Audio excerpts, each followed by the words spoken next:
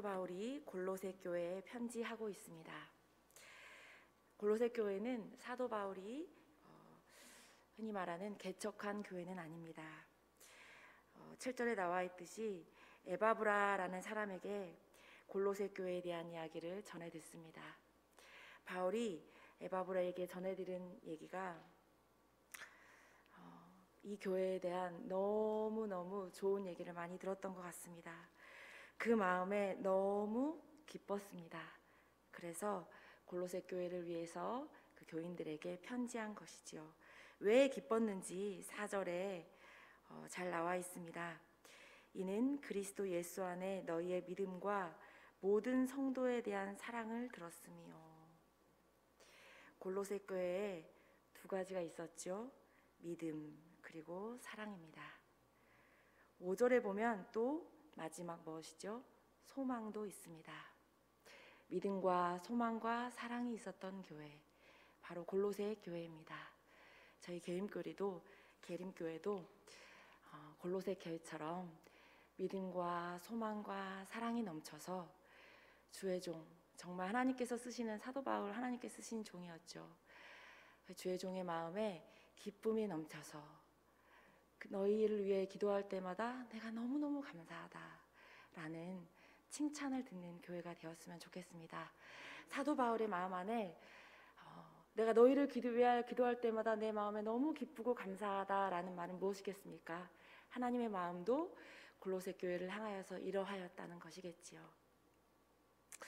그 이유가 그리스도 예수 안에 있는 믿음, 그리고 서로를 사랑하는 마음, 성도에 대한 사랑, 그리고 마지막 제 마음을 가장 이 새벽에 울렸던 구절인데요. 5절에 하늘에 쌓아둔 소망입니다. 하늘에 쏘아둔 소망이 특별히 제 마음을 그리고 저로 하여금 눈물이 나게 하였던 이유가 있습니다. 새벽 말씀은 특별히 개인이 큐티하고자 하는 말씀이잖아요. 그래서 개인에게 다가오는 한 말씀 한 말씀이 있어야 합니다. 그런데 오늘 저에게 주신 하나님의 감동은, 그리고 제게 주신 격려와 위로는 무엇이냐면 하늘에 쌓아둔 소망이었습니다. 5절 함께 읽어보실까요? 시작. 너희를 위하여 하늘에 쌓아둔 소망으로 말미암음이니 곧 너희가 전에 복음 진리의 말씀을 들은 것이라. 우리가 복음의 진리의 말씀, 6절에 보니까 이렇게 나왔네요. 너희가 듣고 참으로 하나님의 은혜를 깨달은 날. 복음을 들었다는 말씀은 무엇이냐면 하나님의 은혜를 깨달았다는 것입니다. 그것을 들은 그때부터 우리를 위하여 하나님께서 하늘에 소망을 쌓아두고 계신다라고 말씀하십니다. 요즘 참으로 어려운 때를 지나고 있지요. 예전과 달리 교회에서 북적북적 모이기도 힘들고 또 성도 안의 교제를 이루기도 힘듭니다. 그런 때이죠. 전 세계적으로 많은 사람들이 죽어가고 있고 우리나라도 여전히 어려움 가운데 있습니다. 그럴 때 우리가 붙잡아야 할 것이 무엇이겠습니까? 그것은 하늘에 쌓아둔 소망입니다. 하나님께서 우리가 복음을 받고 듣고 하나님의 은혜를 깨달은 그 순간부터 하늘에 소망을 쌓아두고 계신다고 말씀하십니다.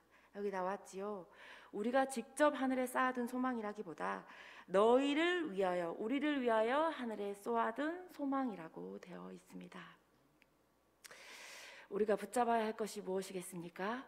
이 땅의 것이겠습니까? 골로새서 이후의 말씀을 보면 땅의 것을 생각하지 말라라고 기록되어 있습니다. 위의 것을 생각하라고 기록되어 있죠.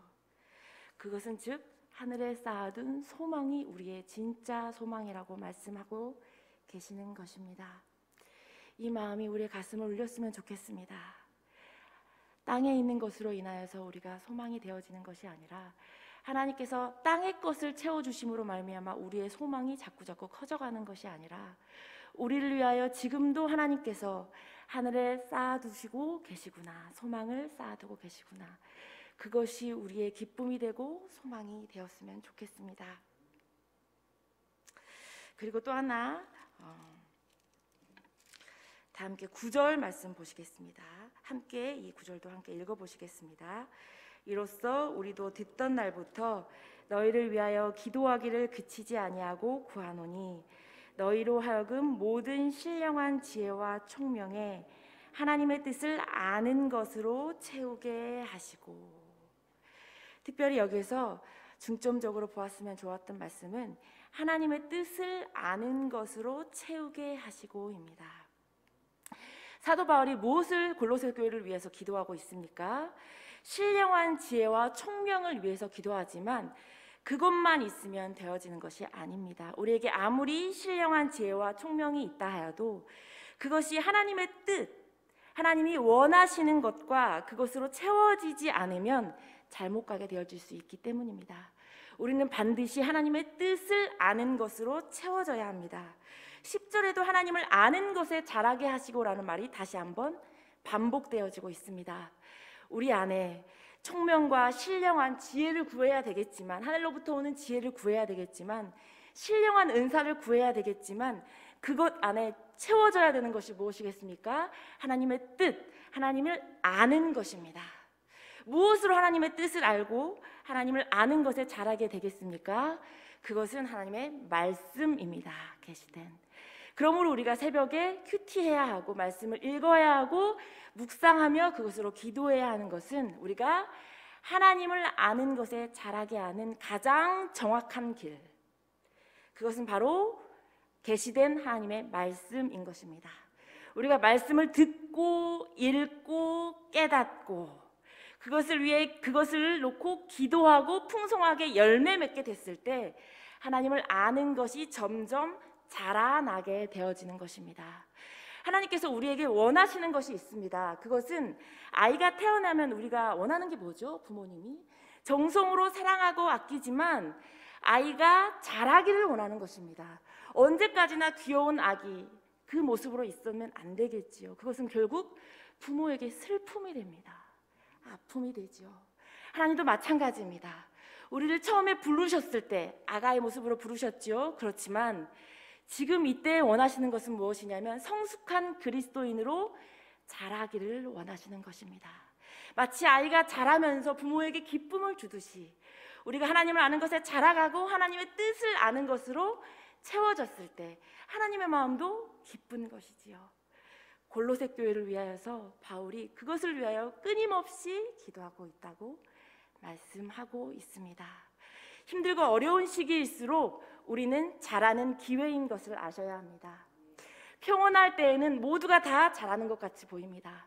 그러나 광야의 시기, 어려운 시기를 지날 때 누군가는 하나님의 뜻을 아는 것으로 채워질 것이고 그래서 하나님을 아는 것에 자라게 될 것이며 그러나 누군가는 너무나 슬프지만 퇴행하는 사람도 있을 수 있지요. 결국 그대로 있다라는 것은 무엇이냐면 죽었다라는 뜻입니다. 우리가 하나님 나라에 부르시는 그날까지 하늘에 쌓아둔 소망을 바라보며 믿음으로 진보해야 하는 것입니다.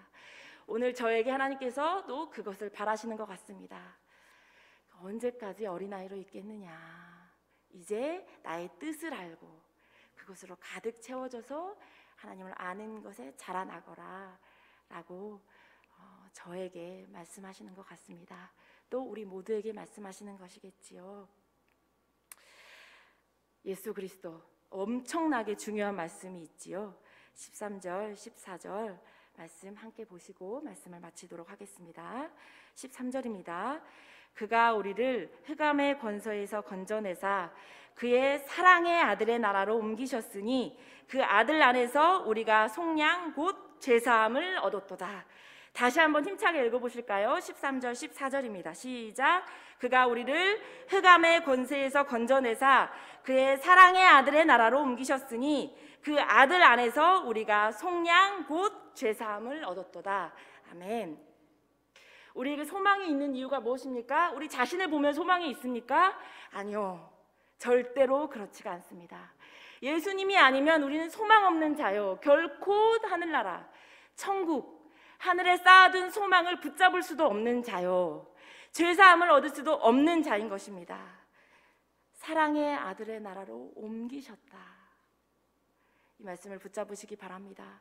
그리고 이 말씀이 우리가 성취되기까지 달려가야 합니다. 멈춰서는 안 됩니다.